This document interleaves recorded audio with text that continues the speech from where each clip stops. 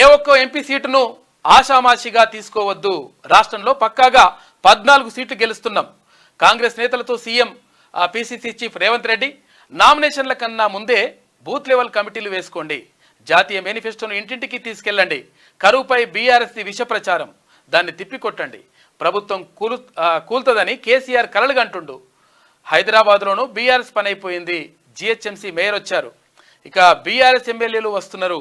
Parliament ఎన్నికల తర్వాత మరో దఫా నామినేటెడ్ పదవులుంటాయని చెప్పేసి హామీ ఇచ్చారు ముఖ్యమంత్రి రేవంత్ రెడ్డి. ఇక సికింద్రాబాద్, వరంగల్ లోక్సభ సెగ్మెంట్లపైన ఆయన నిన్న రివ్యూ నిర్వహించిండు. ఏ ఒక్క ఎంపీ సీటును కూడా ఆషామాషిగా తీసుకోవద్దని, కలిసి ముందుకు సాగాలని కాంగ్రెస్ నేతలకు CM PCC chief Revanth Reddy సూచించారు. రాష్ట్రంలో కాంగ్రెస్ వేవ్ ఉన్నదని, ఇక్కడ 14 లోక్సభ స్థానాలను ఖచ్చితంగా గెలవబోతున్నట్లు తన వద్ద రిపోర్ట్ ఉన్నదని చెప్పారు. మరింత కష్టపడితే రాష్ట్రంలో ఎంపీ సీట్లను స్వీప్ చేయొచ్చని, జనజాతర సభతో అది స్పష్టంగా కనిపించిందన్నారు. గెలిచే స్థానాలను చేజార్చుకోవద్దని, రాహుల్ను ప్రధానిగా చేసేందుకు ఉన్న ఏ ఒక్క ఛాన్స్ను వదులుకోవద్దని చెప్పేసి ఇక్కడ ముఖ్యమంత్రి రేవంత్ రెడ్డి సూచించిండ్రు. ఈ నేపథ్యం అంటే మొత్తం మీద ఇక్కడ ఆషామాషిగా ఏ ఒక్క సీటును కూడా తీసుకోవద్దు. ఎందుకంటే ప్రతి ఒక్క ఓటు కూడా చాలా ఇంపార్టెంటు. కాబట్టి అందరూ కూడా కలిసికట్టుగా పనిచేయాలని చెప్పేసి ముఖ్యమంత్రి రేవంత్ రెడ్డి సూచించారు. ఆదివారం జూబ్లీహిల్స్లోని తన నివాసంలో వరంగల్ ఎంపీ సీటుపై మంత్రి కొండా సురేఖ, ఆ జిల్లా ఎమ్మెల్యేలతో రివ్యూ చేస్తున్న సీఎం రేవంత్ రెడ్డి అంటూ ఇక్కడ చిత్రం చూసుకోవచ్చు. కడియం శ్రీహరి, తర్వాత కొండా సురేఖ, వీళ్ళందరూ ఉన్నట్టున్నారు మంత్రులు. ఇట్లా మంత్రితో పాటు ఇంకా కొంతమంది.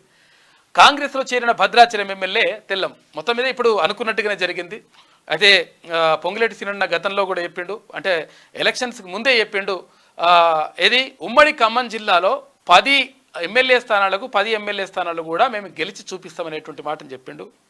నిజంగా అక్కడ ఉన్నటువంటి మంత్రి ఉంటే మంత్రి కూడా ఓడిపోయినటువంటి పరిస్థితి కనిపించింది. కాబట్టి 10 స్థానాలకు 10 ఇప్పటికే 9 స్థానాల్లో గెలిచింది. అంటే ఒక సిపిఐ కూడా, అంటే ఉమ్మడిగా వెళ్ళినటువంటి సందర్భంలో సిపిఐ గెలిచింది. తర్వాత ఇక్కడ 9 స్థానాలకు 9 స్థానాలు వచ్చేసినాయి. ఇప్పుడు ఒక్క స్థానంలో బీఆర్ఎస్ పార్టీ అభ్యర్థి గెలిచి ఉంటే ఆయన కూడా తెల్లం వెంకట్రావు, ఆయన కూడా ఇక్కడ కాంగ్రెస్ పార్టీలో చేరిపోయిండు. కాంగ్రెస్లో చేరిన Bhadrachalam MLA Tellam PCC chief CM Revanth Reddy సమక్షంలో భద్రాచలం ఎమ్మెల్యే తెల్లం వెంకట్రావు ఆదివారం కాంగ్రెస్ పార్టీలో చేరారు. హైదరాబాద్లోని తన నివాసంలో వెంకట్రావుకు రేవంత్ రెడ్డి కండువా కప్పి పార్టీలోకి ఆహ్వానించారు.